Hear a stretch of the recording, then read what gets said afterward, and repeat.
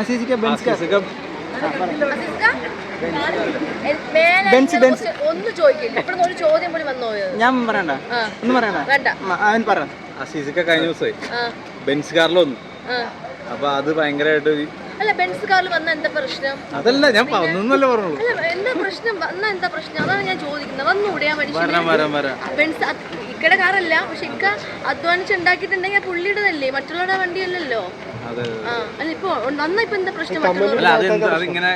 നമുക്ക് പ്രശ്നമില്ല, ഞങ്ങൾക്കാണ് പ്രശ്നം അല്ലല്ലോ. ഞാൻ അത് വായിച്ചു.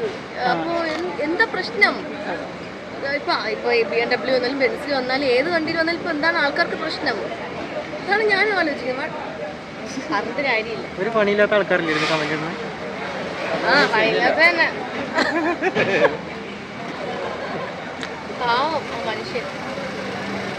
നമ്മളത് പോസ്റ്റ് ചെയ്ത് മാത്രമേ ഉള്ളൂ. തെറ്റ് നമ്മുടെ ഭാഗത്താണോ പറ? ആര് പോസ്റ്റ് ചെയ്തേ? ഞങ്ങൾ പോസ്റ്റ് ചെയ്ത് തെറ്റ് ഞങ്ങളുടെ ഭാഗത്താണെന്നാണോ പറയുന്നത്? ക്യാപ്ഷൻ അല്ല, ക്യാപ്ഷൻ തെറ്റ് കമന്റ് അല്ലേ വന്നേ. ബെൻസ് കാറിൽ വന്നു ക്യാപ്ഷൻ ഇട്ടില്ല. പിന്നെ അസീസ് അംബാസഡർ വന്നു എഴുതാൻ പറ്റുമോ? കല്യാണത്തിന് എത്തിന്നിടണം അങ്ങനെ ഹെഡ്ലൈൻ കൊടുക്കുമ്പോഴല്ലേ പ്രശ്നം.